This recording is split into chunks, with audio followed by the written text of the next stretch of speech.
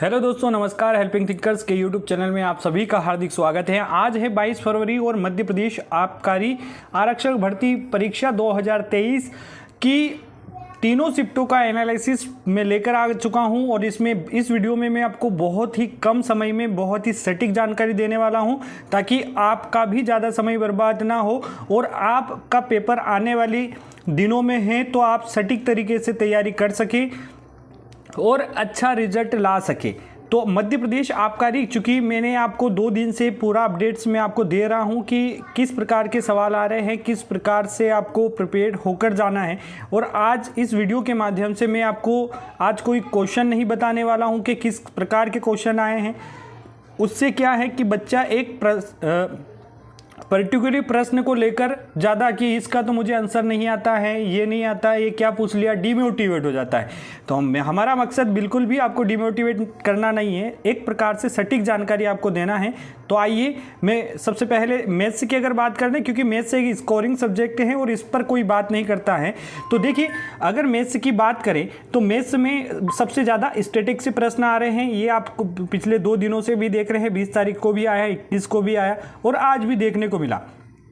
Statics में अभी तक 2 दिन से कल मतलब 20 तारीख 21 तारीख को जो क्वेश्चन आपको देखने को मिले, माध्य, माध्यिका और बहुलक, 3 ही टाइप के प्रश्न आपको ज़्यादा देखने को मिले। लेकिन आज से आपको सांख्यिकी में, स्टैटिक्स में प्रसरण के सवाल और विचरण गुणांक के सवाल भी देखने को मिले हैं।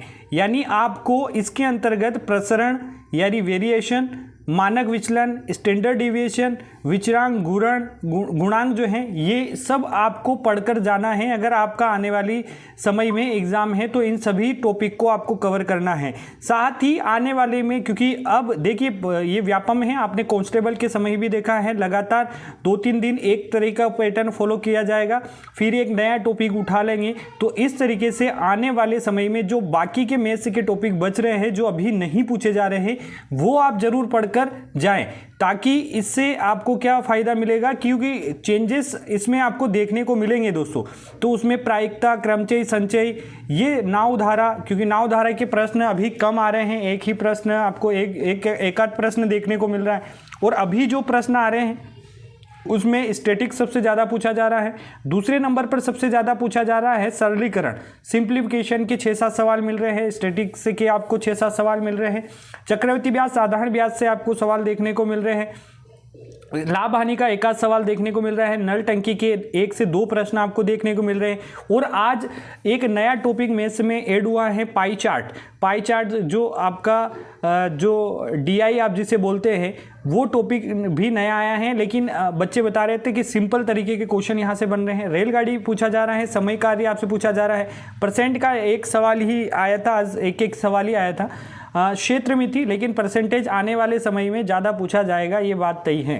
क्षेत्र मिति जो मेंशुरेशन है, इसके प्रश्न आपको 3D वाले जो हैं वो ज़्यादा मिल रहे हैं, जैसे शंकु, बेलन, घन, घनाभ, इस तरीके के प्रश्न आपको ज़्यादा देखने को मिल रहे हैं। लेकिन आप जो 2D को भी नहीं छोड़ें, उनको भी अच्छे से रिवीजन करें। और सारे सवाल नॉर्मल आ रहे हैं। देखिए, एडवांस मैथ्स का नाम लेकर आपको डराया जा रहा है। बिल्कुल आपका फॉर्मूला बेस्ड प्रश्न आ रहे हैं, फॉर्मूले में मान रखिए आपका आंसर आ जाएगा। इसके बाद में बीजगणित जो अलजेब्रा है, उसके सामान्य क्वेश्चन आ रहे हैं, ज़्यादा कठिन नहीं आ रहे हैं। 1 से 2 प्रश्न देखने को मिल रहे हैं। सरलीकरण से सबसे ज़्यादा प्रश्न पूछे जा रहे हैं और आने वाले समय में इन टॉपिक से बहुत ज़्यादा प्रश्न पूछे जाने वाले हैं आने वाले 2-3 दिनों। ठीक है, तो मैथ्स का आप समझ गए चुके होंगे, फॉर्मूला रिवीजन अच्छे से करके जाइए। बात करते हैं रीजनिंग में। तो रीजनिंग बहुत इजी आ रही है, लेकिन इसके क्वेश्चन जो है 40 से 45 क्वेश्चन, 40 से 42 क्वेश्चन तक जो है रीजनिंग के आपको देखने को मिल रहे हैं। मैथ्स में आपको 25 से 28 क्वेश्चन के समथिंग देखने को मिल रहे हैं। यानी सबसे ज़्यादा क्वेश्चन जो है आपको रीजनिंग को देखने को मिल रहे हैं। और यहाँ पर से सबसे ज़्यादा जो प्रश्न है कोडिंग डिकोडिंग, बच्चे को लगता है मैं कर लूँगा, लेकिन इतना आसान भी नहीं है, क्योंकि इसके प्रश्न 7 से 8 प्रश्न आ रहे हैं। और अगर 7 से 8 ही आप बना पाए तो बहुत अच्छी बात है। तो इसकी प्रैक्टिस जरूर आप कीजिएगा। इसके बाद में नंबर सीरीज से प्रश्न आ रहा है और नंबर सीरीज के साथ साथ अल्फ़ाबेट सीरीज भी आ रही है। ब्लड रिलेशन के 1 आध प्रश्न देखने को मिल रहे हैं। दिशा दूरी के 1 आध प्रश्न मिल रहे हैं। क्लासिफिकेशन के 1-2 प्रश्न मिल रहे हैं। कैलेंडर का 1 से 2 प्रश्न मिल रहा है। सिटिंग अरेंजमेंट के 3 से 4 प्रश्न आपको देखने को मिल रहे हैं। सिटिंग अरेंजमेंट के फिगर काउंटिंग का भी एक आध प्रश्न मिल रहा है। डाइस का आज प्रश्न आया था। Image, mirror image, water image से प्रश्न बन रहे हैं। तो रीजनिंग में इस तरीके, और इसके अलावा जो टॉपिक छूटे हुए हैं जैसे सिलोलिज्म, न्याय निगमन, कथन निष्कर्ष, इनके भी प्रश्न आपको आने वाली शिफ्टों में देखने को मिलेंगे। तो आप उन टॉपिकों को भी नहीं छोड़ें, उनको भी अच्छे से पढ़कर जाएं। दोस्तों आगे बात कर लेते हैं। जीके जीएस बहुत ही बच्चों को परेशान कर रहा है कि क्योंकि कुछ भी यहाँ पर पूछा जा रहा है। लेकिन एक अगर मोटे मोटे तौर पे बात करें तो पॉलिटी से स्टार्टिंग से 20 तारीख से ही पॉलिटी से प्रश्न पूछा जा रहा है। पॉलिटिक में जो मेन जो प्रश्न बन रहा है आर्टिकल से बन रहा है, और आर्टिकल भी कौन सा, आपके प्रधानमंत्री का, मुख्यमंत्री का, राष्ट्रपति का, राज्यसभा, लोकसभा, महान्यायवादी, जो आपका नियंत्रक एवं महालेखा परीक्षक हैं, आपका लोक सेवा आयोग है, आपका चुनाव आयोग है, इनके जो आर्टिकल हैं वहाँ से प्रश्न आ रहे हैं। कुछ महत्वपूर्ण अमेंडमेंट से भी प्रश्न आ रहा है, संविधान संशोधन जिसे आप बोलते हैं, कॉन्स्टिट्यूशन अमेंडमेंट, तो वहाँ से भी एक आध प्रश्न देखने को मिला है। जैसे कल वाली शिफ्ट में 42वें संविधान संशोधन से आया था, आज वाली किसी शिफ्ट में 44वें संविधान संशोधन से आया था। तो कुछ महत्वपूर्ण कॉन्स्टिट्यूशन अमेंडमेंट आप जरूर देख लें।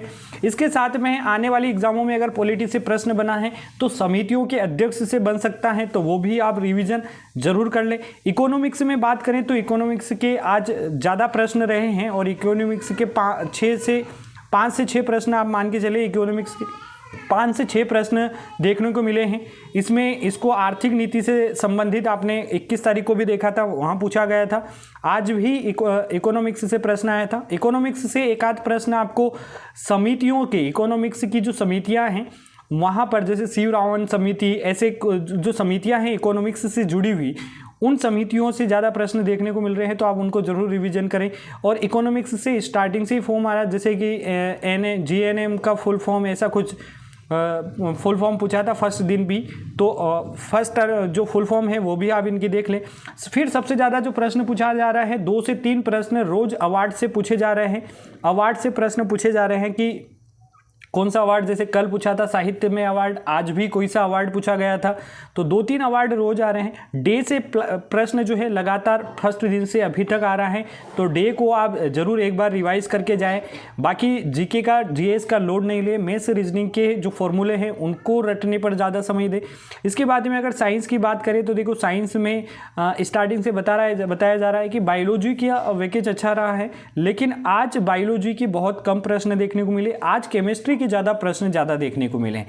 केमिस्ट्री के कम से कम 3 से 4 प्रश्न केमिस्ट्री के देखने को मिले हैं, 2 से 3 प्रश्न बायोलॉजी के, और 1 से 2 प्रश्न जो हैं आपको फिजिक्स के देखने के, फिजिक्स के देखने को आपको मिले हैं। तो यहाँ पर कुल मिलाकर बताया जा रहा है कि 7 से 8 प्रश्न जो हैं साइंस से आपको देखने को मिले हैं। तो इस तरीके से बहुत ही कम समय में मैंने आपको सटीक, बस इससे ज़्यादा और कुछ भी नहीं है।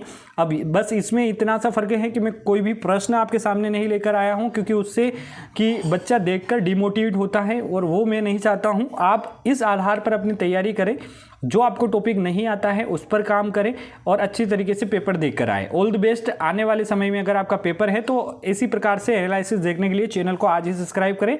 धन्यवाद। जय हिंद, जय भारत।